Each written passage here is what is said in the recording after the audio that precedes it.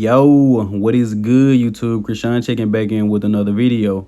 In our first and biggest update of the day, on the left is the most recent update of Big Ramy, who is still putting out physique updates. And I really like to see it, man. I honestly think some of us forget how good Big Ramy is just because he doesn't post so many physique updates. And the one on the right was from about a week ago, the first one that shocked a lot of people. Now, going into this year's Olympia, I asked the question again: can Big Ramy be beat as long as he's in condition? And we can't really gauge how good Ramy is looking because he doesn't have older pictures at like 15 or 16 weeks out, so we can see what he would usually look like at this point in his prep. But if I had to say right now, I think we're going to see a bigger and better version of Big Ramy come December. As you guys seen, Big Ramy 335 pounds and was holding some great conditioning with a very tight waist. And I highly doubt Ramy needs to lose 40 or 50 pounds to come in condition from what we were seeing on the right. So it's very possible we could see a 300-pound Big Ramy this year. Now, switching over to another mass monster, these are some recent updates from Nick Walker. Looks absolutely massive on the left. And you guys can hold the comments on the veins because you guys seem to still be obsessed with the veins of Nick Walker. But I have noticed that Nick does seem to struggle with putting some size onto his legs. He did have an injury either prior to last year's New York Pro or right after.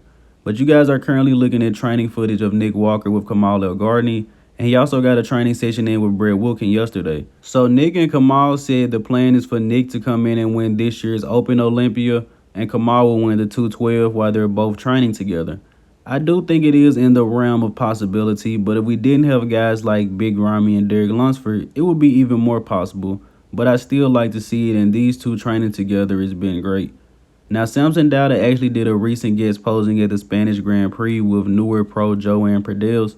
Isn't from the best angle, but we can still see how massive Samson Dauda is. But the thing that jumped out to me the most in this guest posing, as you guys will see in the side chest, is just the actual size of Samson's leg and the hamstring. Samson is a monster, and we're about 15 weeks out from the Mr. Olympia, and Samson should be peeling it down a little bit now, but he's still looking pretty big.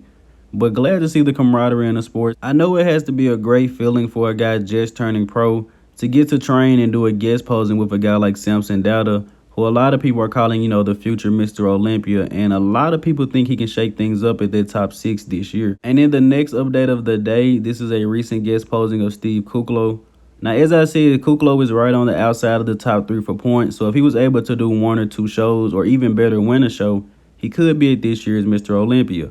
But taking a look at his physique in this guest posing, Steve definitely looks significantly downsized from, the Boston Pro, and definitely from last year at the Texas Pro. Going forward, I'm not 100% sure what Steve is going to do. A lot of people saying he might retire, and I'm not sure about that. But I can tell you guys that at this guest posing, Steve Kuclo is in crazy conditioning. He's definitely downsized, striated glutes. This conditioning may be better than what some guys bring onto the stage. So Kuclo is definitely down in size, and it doesn't look like he's trying to get to this year's Olympia. But as you guys know, Kuclo is one of my favorite athletes because he is a big guy that comes in crazy condition. Look at the shoulders. What happened to his shoulders?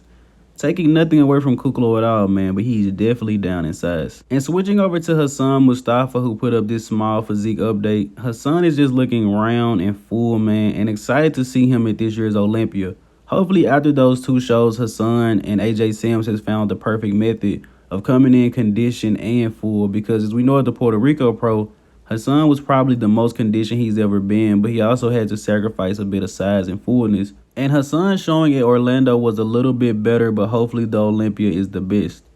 And switching over to Good Vito, this is a big update coming from him. He is 8 weeks out of trying to earn his pro card in the NPC. Now, this update really surprised me. And in the past, Vito has been said to Photoshop some of his pictures. So I'm not sure, guys. I don't really look into all that. But this guy does look absolutely incredible. And I'm excited to see him hop on a bodybuilding stage. The moment I see him next to Lucas Coelho, I realized he had enough size. He has a good structure. We just have to see him next to some of the top guys. Now, we're about less than 3 weeks out from the Arnold Classic UK, and these are your most recent updates from James Hollingshead and Marc Hector. Marc Hector's legs actually look pretty good in a shot like this. James Hollingshead, to be 5'11", I believe he is one of the most narrow guys at that height. But James does have a crazy amount of bubbliness from the traps, the chest, the shoulders. But James is a bit narrow. And once again, a lot of people actually saying Andrew Jack may potentially pull out of this Arnold Classic UK. And he could leave the door wide open for a guy like Martin or James Hollingshead.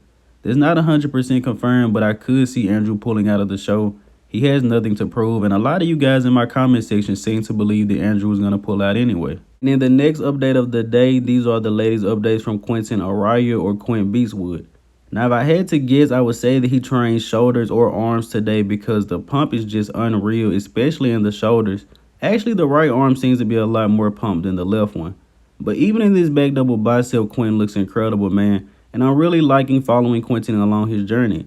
As I mentioned in my last video, this guy seems to be getting better and better, honestly, with each physique update.